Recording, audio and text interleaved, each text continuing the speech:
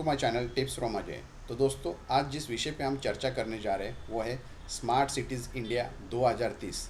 Technology और इसका property boom कैसा इम्पैक्ट रहेगा। स्मार्ट सिटीज़ इंडिया 2030 इसको लॉन्च किया गया था 2015 में।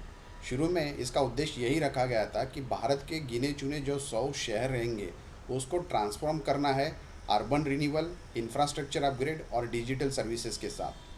2025 में अगर हम देखते हैं तो इस मिशन का 8,058 में से 7,479 प्रोजेक्ट्स का कंप्लीशन हो चुका है।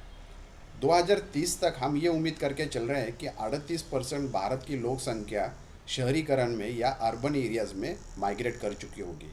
तो स्मार्ट सिटीज़ 2030 जो है इसका क्या बेनिफिट है या इसका इंटॉक टेक्नोलॉजी के हिसाब से क्या इम्पैक्ट रह सकता है रियल इस्टेट मार्केट में, ये समझने की कोशिश करते हैं। तो सबसे पहला जो है बेटर इंफ्रास्ट्रक्चर और कनेक्टिविटी।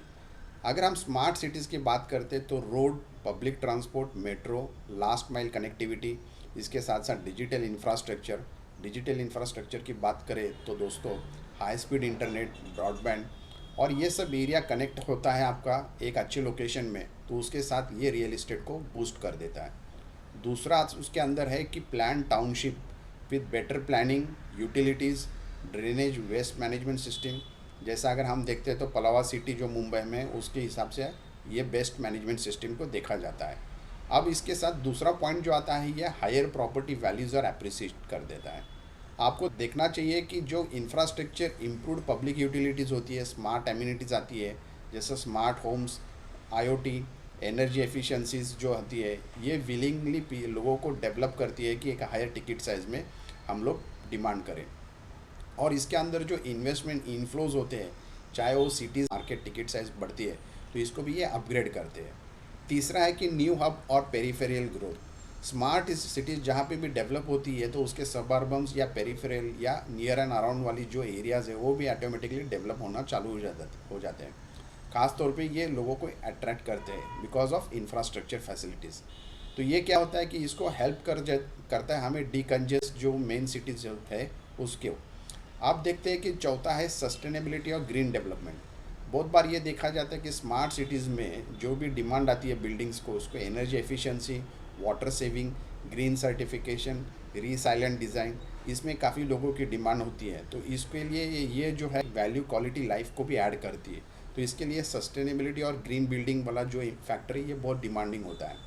पाँचवा है कि टेक ड्रिवन और इसका स्टेट प्रॉपर टेक्नोलॉजी के साथ क्या इम्पैक्ट होता है। तो स्मार्ट होम्स जो होते हैं जैसा ये आईओटी सेंसर्स, ऑटोमेटिक सिस्टम, आपका डिजिटल प्रॉपर्टी मैनेजमेंट और डिजिटल पेमेंट्स के साथ ये लैस होता है, तो ये टेक ड्रिवन कहलाता है। उसके साथ साथ डेटा आपका जो है, फिर इसका जोग्राफिक इंफॉर्मेशन सिस्टम जो आपकी जीआईएस होती है, बीआईएम होता है, बिल्डिंग इंफॉर्मेशन मॉडलिंग जो होता है, इसके साथ साथ डिजिटल ट्विन होता है।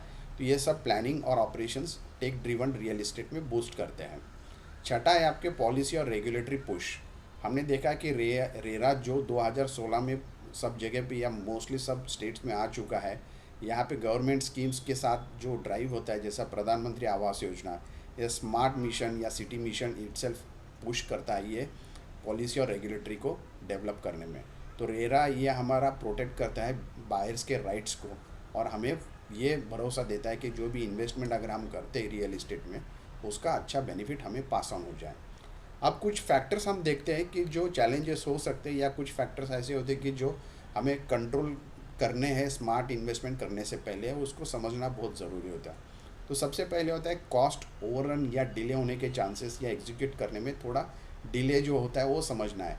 तो जैसे लार्ज इंफ्रास्ट्रक्चर होते प्रोजेक्ट्स जो डिले होते हैं, ख़ास तौर पे लैंड एक्विजिशन को लेके, एनवायरमेंटल क्लियरेंस को लेके, रेगुलेटरी अप्रूवल्स होते हैं या फंडिंग इश्यूज़ होते हैं, तो वहाँ पे हमें ये समझना होता है कि उस केसेस में ये डिले होने के चांसेस होते हैं। ख़ासतौर पे प्रोजेक्ट जहाँ पे कम्प्लीटली सफ़र करते हैं, जहाँ पे पूर्ण मेंटेनेंस है, डिफेक्ट्स हो, जहाँ पे ये बताया जाता है कि मीडिया रिपोर्ट्स में smart city water front projects हैं जो डैमेज हो चुके हैं किसी कारण, तो उसमें भी हमें ये डिले होने को चांसेस मिलते हैं। दूसरा है कि डिजिटल इंफ्रास्ट्रक्चर गैप्स। अगर हम स्मार्ट सिटी की बात करते हैं तो वहाँ तो डेवलपमेंट मिलेगी हमें कि डिजिटल इंफ्रास्ट्रक्चर से वो लहजा जाएगा, लेकिन जो स्मार्ट सिटी हो वो अगर दूसरे सिटी से कनेक्टेड है, चाहे वो टीयर 1 सिटी हो या मेट्रो सिटी हो, वहाँ पे अगर ब्रॉडबैंड सर्विस की कुछ इशू है तो वहाँ पे वो डिजिटल इंफ्रास्ट्रक्चर गैप्स हो सकते हैं। उसके साथ साथ कुछ क्वालिटी, जैसे हम लोग देखते हैं कि हाई क्वालिटी ब्रॉडबैंड के चैलेंजेस आ सकते हैं। लेटेंसी क्लाउड सर्विसेज के भी चैलेंजेस आ सकते हैं। इंपॉर्टेंट चैलेंजेस है वो डिजिटल इंफ्रास्ट्रक्चर गैप में हमें देखने मिल सकते हैं। तीसरा है अफोर्डेबिलिटी और हाउसिंग सप्लाई मिसमैच होता है। स्मार्ट सिटीज़ में बेसिकली जो फेवर होता है वो प्रीमियम और मिड कैटेगरी या लग्जरी सेगमेंट्स को ये ज़्यादा बूस्ट करता है। बट जो अफोर्डेबल और लो इनकम वाले जो सेगमेंटेड लोग होते हैं उनके लिए एक चैलेंज हो जाता है, बिकॉज कॉस्ट उसकी काफ़ी बढ़ती है। उसी के साथ साथ रेंट और प्रॉपर्टी प्राइसेस बढ़ने से अफोर्डेबल कैटेगरी में जो हाउसिंग प्रोजेक्ट्स बनते हैं उनमें एक चैलेंज हो जाता है कॉस्ट को लेके। चौथा है सस्टेनेबिलिटी वर्सेस एनवायरमेंटल के सोशल ट्रेड ऑफ्स। इसमें ख़ास तौर पे ये देखा जाता है दोस्तों कि ग्रीन प्रोमिसेस या जो ग्रीन एफिशिएंट करके जो हमें बताया जाता है उसमें कोई केसेस में ऐसे देखने को मिलता है कि वाटर मैनेजमेंट की इश्यूज आ सकते हैं, ग्रीन कवरेज को भी सैक्रिफाइस करना पड़ता है। और कई बार ऐसा होता है कि जो हमें डेटा कलेक्शन के लिए स्मार्ट सर्विलेंस कैमरास के जो एक्सपेक्टेशंस हम लोग लेके चलते हैं उसमें भी सस्टेनेबिलिटी को कैसे हम लोग कंसिस्टेंटली मेंटेन कर सकते हैं या उसको एग्जीक्यूट कैसे कर सकते हैं उसको भी हम चैलेंज के तौर पे देख सकते हैं। पांचवा है कि जो स्पेकुलेटिव रिस्क होती है या बबल होता है पोटेंशियल, वो प्राइस को लेके काफ़ी होता है। जैसा कोई डिक्लेरेशन या कोई नोटिफिकेशन गवर्नमेंट का होता है कि ये अमुक अमुक शेयर को हम लोग स्मार्ट सिटी कैटेगरी में डाल रहे हैं, तो पहले से वहाँ पे बूस्ट किया जाता है कि इस प्राइस को इस कैटेगरी में रखना है। हमें ये देखना है कि जब तक नोटिफिकेशन प्रॉपरली प्राइमरी इंफ्रास्ट्रक्चर उस लोकेशन में डेवलप नहीं होती है तो उस स्पेकुलेशन से हमें थोड़ा सावधान रहना है। उस बबल पोटेंशियल से हमें अलग से सावधानी से रह के समझना है और जो भी है गवर्नमेंट के नोटिफिकेशन पे ही ज़्यादा वॉचफुल रहना है। छठा है मेंटेनेंस और लॉन्ग टर्म कॉस्ट जो आती है। हम सबको पता है कि स्मार्ट सिटीज़ जो basically IoT sensor digital tools या एनर्जी एफिशिएंट सिस्टम्स के साथ लहजा जाता है और ख़ास तौर पे उसके ऑपरेशंस और मेंटेनेंस को रिप्लेसमेंट सॉफ्टवेयर और हार्डवेयर के जो अपडेट्स आते हैं ये काफ़ी मेंटेन कर होना पड़ता है उसको टाइम टू टाइम, और उसके लॉन्ग टर्म में कॉस्टिंग काफ़ी बढ़ जाती है।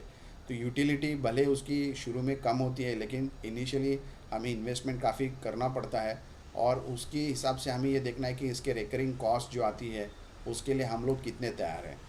सातवां है गवर्नेंस रेगुलेटरी और पॉलिसी रिस्क जो होती है। कई बार ऐसा होता है कि सब्सिडीज टैक्स इंसेंटिव्स रूल्स जो होते हैं स्मार्ट एम्यूनिटीज़ को लेके उसको अप्रूवल्स कब आते हैं, कैसे शिफ्ट में आते हैं। कुछ केसेस में ऐसा होता है कि कई बार करप्शंस होते हैं, मिसयूज़ ऑफ फंड्स होते हैं या वीक अकाउंटेबिलिटी के अगर कोई वहाँ पे होता है केस तो वहाँ पे वो क्वालिटी को लेके इम्पैक्ट कर सकता है। दूसरा है कि उसके अंदर ओवरलैपिंग जुरिस्डिक्शन होते हैं। कई बार सिटी स्टेट और सेंट्रल गवर्नमेंट के जो डिलेज या कॉन्फ्लिक्ट्स होते हैं वो जुरिस्डिक्शन क्लियरली डिफाइन नहीं होने से वहाँ पे ओवरलैपिंग के चांसेस आते हैं।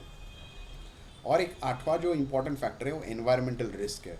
अभी जैसा हमने देखा कि स्मार्ट सिटीज़ में जैसा बेसिकली अगर हम अर्बन हीटेड आइलैंड्स में इम्पैक्ट होता है, इसका फ्लडिंग होता है, जो स्टॉर्म वाटर्स के साथ इनएडिक्वेट देखा जाता है या वाटर सप्लाई इश्यूज़ होते हैं, तो उसमें रैपिड अर्बनाइजेशन की वजह से इंक्रोचमेंट हम इकोलॉजिकल सेंसिटिव जो जोन्स होते हैं उसके ऊपर हम लोग करते हैं। तो नेचर के साथ खिलवाड़ करना एक अलग तरीके से इसको इम्पैक्टफुल देखा जाता है। उसी के साथ साथ अर्बनाइजेशन का अगर हम देखते हैं तो 38% पॉपुलेशन जो है बाय 2030 तक ये माइग्रेट करेगी शहर में, मतलब सिटीज़ में। तो इसमें भी एक लार्ज डिमांड होगा रेसिडेंशियल कमर्शियल और रियल इस्टेट को ये बूस्ट करेगा।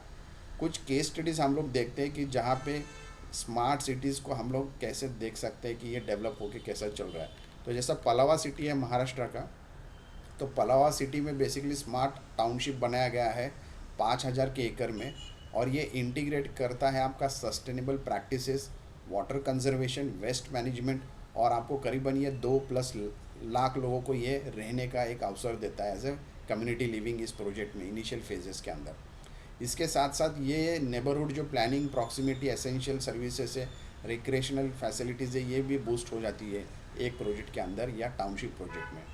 दूसरा अगर हम देखते हैं तो राजकोट स्मार्ट सिटी करके काफ़ी उभर के आ रहा है। यहाँ पे जो अटल सरोवर है, स्टॉर्म वाटर ड्रेनेज है, रिसाइकलिंग इंटीग्रेशन है, ग्रीन स्पेसेस है। राजकोट का एबीडी स्मार्ट सिटी प्लान काफ़ी ग्रीन हाई रेटिंग जो मिला है आईजीबीसी से प्लैटिनियम। तो ये एक अपने आप में बताता है कि स्मार्ट सिटी को लेके कैसे उस सिटी की पहचान अपने देश के अंदर होती है। तीसरा अगर हम देखते हैं तो भेंडी बाज़ार रीडेवलपमेंट मुंबई में भी ये फैक्ट्री अपलिफ्ट हो रहा है। अपलिफ्ट मतलब ये काफ़ी डेंसली हाईली पॉपुलेशन है, दुकान शॉप्स कमर्शियल के हिसाब से, तो इसको भी एक modern infrastructure, open roads, better amenities के साथ भी देखा जा रहा है। तो ये कुछ हमारे उदाहरण थे, केस स्टडीज़ थे जो हमें हाईलाइट कर रहे थे कि स्मार्ट सिटीज़ को अगर हम डेवलप कर रहे हैं तो धीरे धीरे ये स्मार्ट सिटीज़ कितना इम्पैक्ट ला सकती है देश के अंदर, और लोगों को भी पता चलता है कि ये टेक्नोलॉजी के साथ कैसा अपग्रेड होती है, ताकि हमें भी ऐसा लगे कि जो हमारी आने वाली नेक्स्ट जनरेशन है उसका बेनिफिट, उसकी टेक्नोलॉजी, उसकी एडवांसमेंट ग्रोथ को लेके एक अच्छी क्वालिटी लाइफ हमें अच्छा मिले, एक अच्छा गवर्नेंस हमें मिले, और एक ही जगह पे हम लोग को पूरी बेनिफिट्स सब जो भी गवर्नमेंट देती है, प्राइमरी हो सेकेंडरी हो, वो एक साथ मिल सके। तो एक इंटरेस्टिंग वीडियो था दोस्तों, पूरा वीडियो देखिए, देखने के बाद इस वीडियो को सब्सक्राइब करें, हमें भी अच्छा लगेगा, मोटिवेशन मिलेगा ऐसे इंटरेस्टिंग टॉपिक्स आपके सामने ले आए। Thank you so much, take care of yourself and your family, thank you.